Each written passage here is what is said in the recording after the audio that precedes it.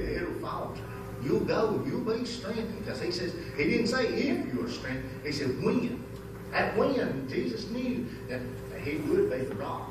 That one day that he would build a church. One day he'll be on fire for God. He says when, not if. That if's a question mark. Maybe this or that. He said when you are converted.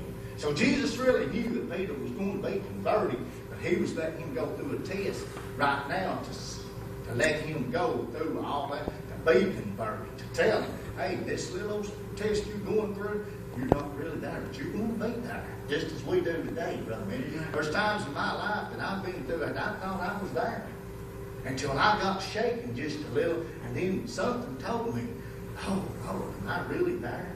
Am I really where I need to be? But you know what that is, brother? That's to make you pray more. That is to get you where you want to be. Yes. If God has really chosen you, you're going to get there. Amen. You're going to get there regardless. As Brother Mitch is saying about the children of Israel, or Ezekiel said, it's a wheel within a wheel. Right here's the outside wheel in the middle of it. You can wonder, but if God has really called you for something, you can wonder and wonder and wonder. And finally, when you stop wondering so much and you get tired of the devil bothering you so much, you say, Lord, I can't tell, because you're not going to get out of that circle. You thinking, oh, I'll just backslide. No, not if God's really called you. You're not going to backslide. Because you can't backslide. But then you still ain't got a decision. You still ain't stepped into what God said. So what you're really doing, brother, means you're tormented.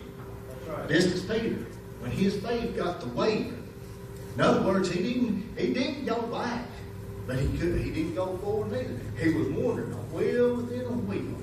But finally you say, Lord, I'm decided I want to step into what you have me to step into. And then God starts blessing you. It says in his faith wavered. It says, but I have pleaded in prayer for you, Simon, that your faith should not fail you. You'll not fail because I prayed for you. As I said, he could have told him, no, you're not going to fail. You just, I know you ain't going to fail. But he didn't tell him that. He made him wonder. He said, I prayed for you. Because we know ourselves, when God, Jesus himself prayed, it went through. He didn't really have to. He could speak it to him.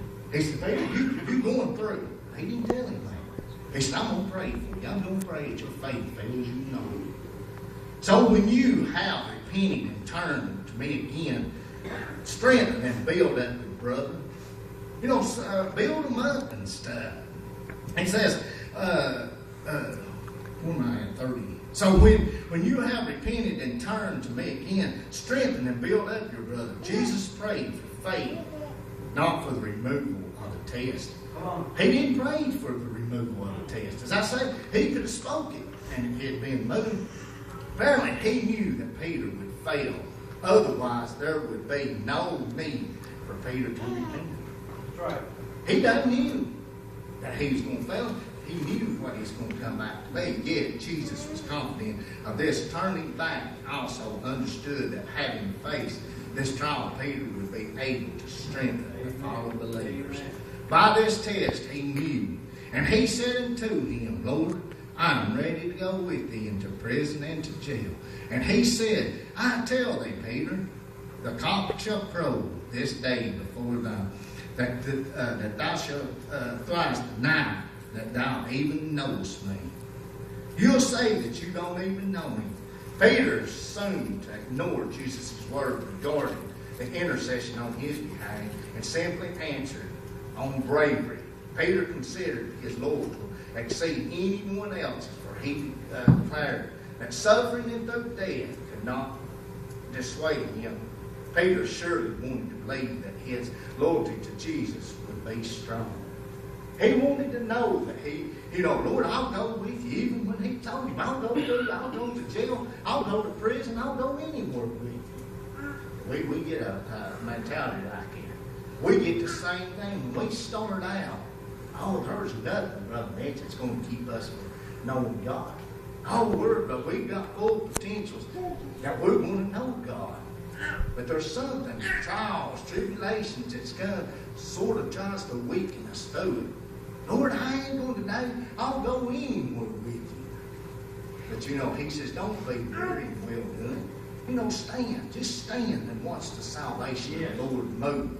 Amen. But you know, sometimes what we get to doing, Brother Jim, we get to turning back. We get to the things that shakes us sometimes, we get to turning back. We think God ain't really with us no more. Even when He tells us, I'm going to go with you to the end. That's Now, right. if you really believe, why am I going through all this? But you know, it's a test. As they preach many times, you know, a test, when there's a Evangelist Wolf come one night, and he preached a test. It's just like in school. A test, the teacher helps you along, but then one day you've got to go through the test. If she was giving you the answers all the time, you would never grow. But then you'd never go nowhere. That's right. If she cheated for you all the time, there's one day that she's just going to step back and say, now you've got to take the test. Let's see what you know. Well, that's the same way God does us. Let's see what you can do. Let me put this test on you, and if you really stand, I've laid you around, I've moved.